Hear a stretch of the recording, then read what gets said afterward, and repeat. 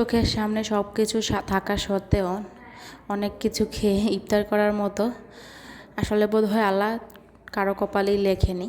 আসসালামু আলাইকুম, আশা করছি সবাই ভালো আছেন। আমরাও আলহামদুলিল্লাহ ভালো আছি। আল্লাহ পাক যখন যে অবস্থায় রাখে তখন সেটাকে আলহামদুলিল্লাহ বলতে হয়। তো এই তো অসুস্থতা নিয়ে রোজা রেখেছিলাম, মাঝখানে মোটামুটি সুস্থ ছিলাম। তো হঠাৎ করে আবার একটু অসুস্থ হয়ে গিয়েছি, মানে জন্ডিসটাই ভালো হচ্ছে, আবারও ঠিক হয়ে গেছে। আর জন্ডিসে তো একদমই ভাজা পোড়া খাওয়াই যায় না, কি বলবো। আর রোজা রাখলে যেহেতু পানি খাইতে পারি না, সেজন্য আরও বেশি অসুস্থ লাগে নিজের কাছে। তো সব কিছুই আসলে নিজে তৈরি করতে ভালো লাগে। রমজান মাসে আমার মনে হয় রোজা রাখাতে যতটা ভালো লাগে, ইফতার তৈরি করে সবাই একসাথে খেলে অনেকটা বেশি ভালো লাগে। রোজা রাখা আর ইফতার তৈরি করার মধ্যে অন্যরকম একটা আনন্দ।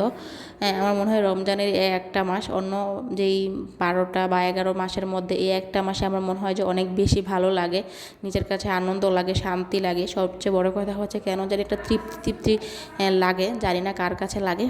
কিন্তু আমি এতটাই অসুস্থ, কি বলবো। আর রোজা রেখে পানি কম খাওয়ার কারণে আমার জন্ডিসটা বেড়ে গেছে।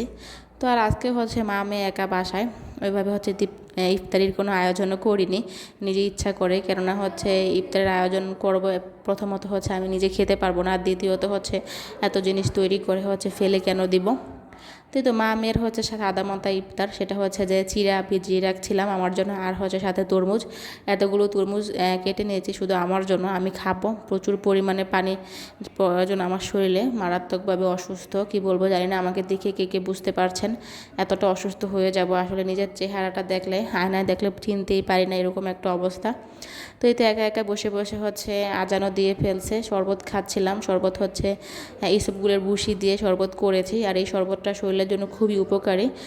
ট্যাং বা অন্য কিছু শরবত আমরা বাসায় করি না।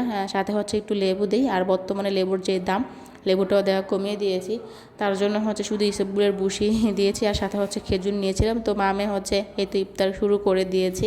হয়তো অনেকেই ভাবতে পারেন যে এভাবে নিচে বসে কেন ইফতার করি, আমি তো কয়েকদিন আগে টেবিল কিনেছি। সত্যি কথা বলতে যে আমার মনে হয় যে ইফতারটা নিচে বসে খেলে আমার কাছে আনন্দ লাগে, হাতে মেখে খেলে আনন্দ লাগে। বরাবর ছোটোবেলা থেকে ওইভাবেই খেয়ে আসছি।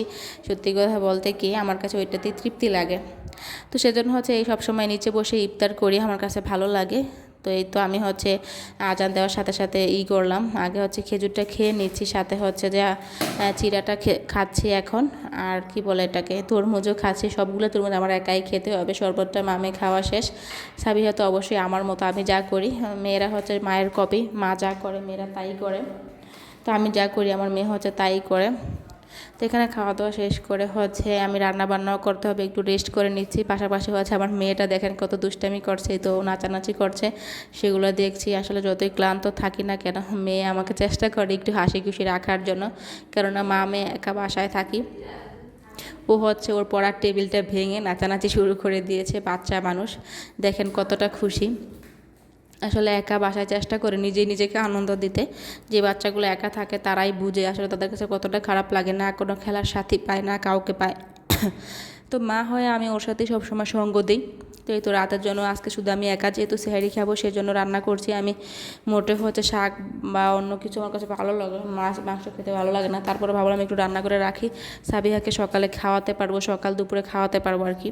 তো এই ছিল আজকে সাধারণ দিন। কেমন লাগলো অবশ্যই জানাবেন।